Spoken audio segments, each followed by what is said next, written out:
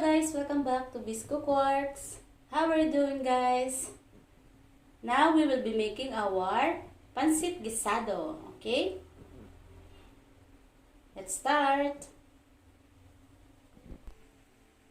Okay, let us boil our chicken breast with 1 cup of water. Then let's add a pinch of salt. Okay, while waiting for the chicken to cook, let's now prepare the vegetables. We will cut the carrots into small slices only. Okay. Don't forget guys to wash your hands before preparing the food.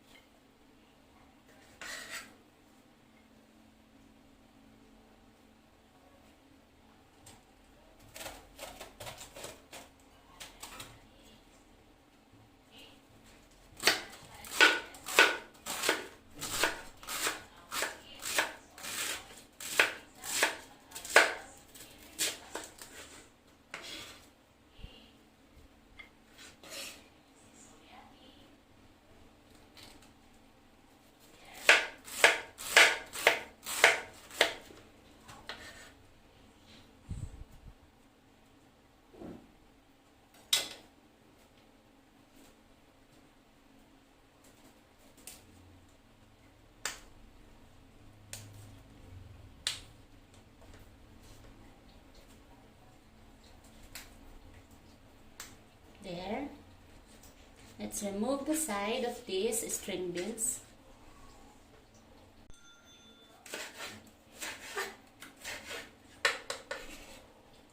We'll cut the bagu beans into a diagonal slice. There.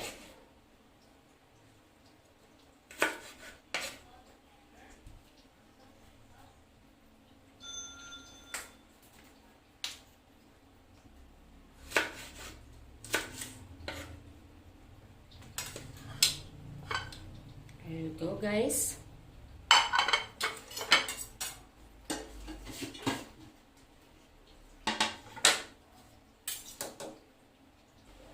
Then let's add some kikam.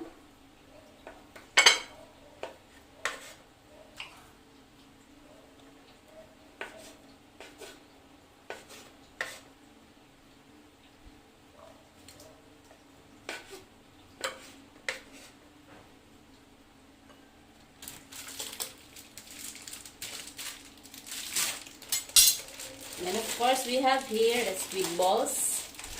We will cut this into 3 equal size. There.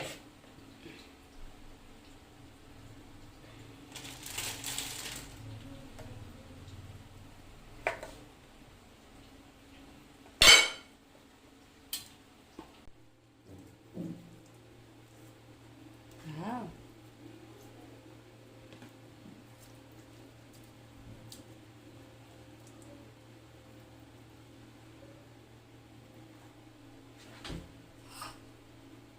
Okay, let's now saute the chicken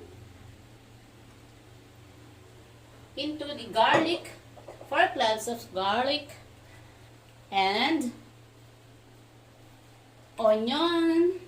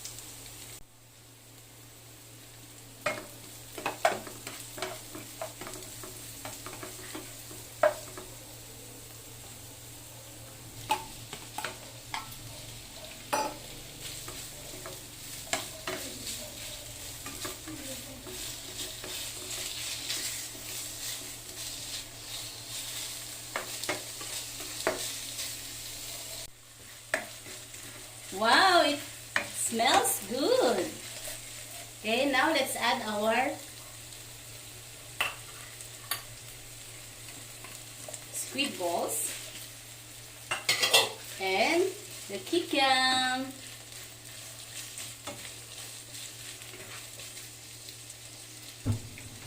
Just cook this on a medium heat, guys.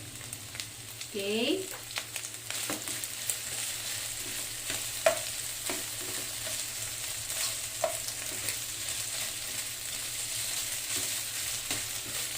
Let's add this menu on our Christmas. This is our 12 menu on our Christmas cooking series because it's only 33 days to go before Christmas.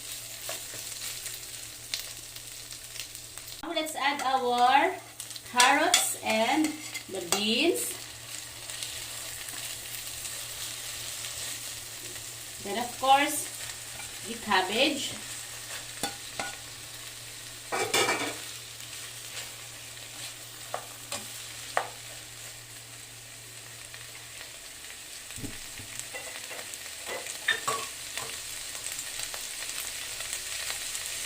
Let's add some soy sauce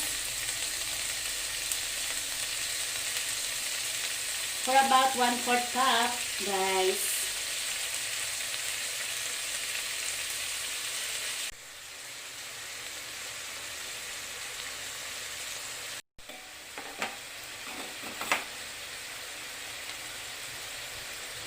Okay, let's add Worcestershire sauce. Okay. 1/2 tablespoon. And let's add oyster sauce. 1 tablespoon.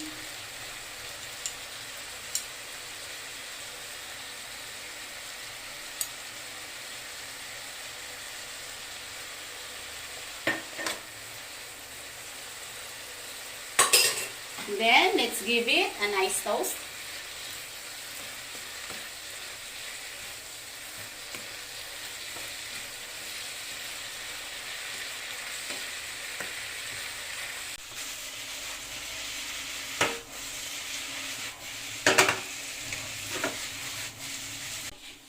Now cook the pansit or the noodles.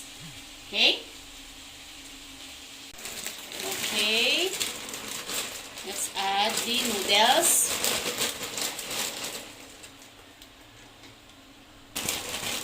Into the boiling water.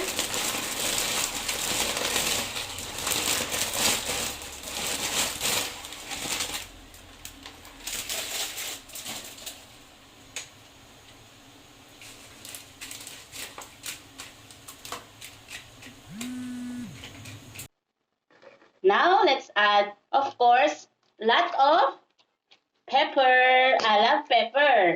Okay? Don't forget, guys, to add some more soy sauce. For about 1/4.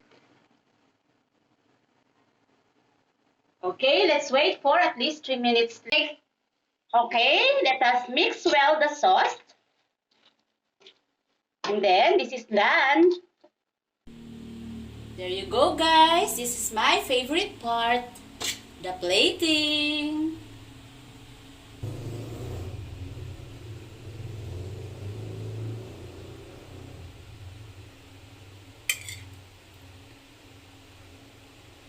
Add parsley or basil, or if you don't have, you may add calamansi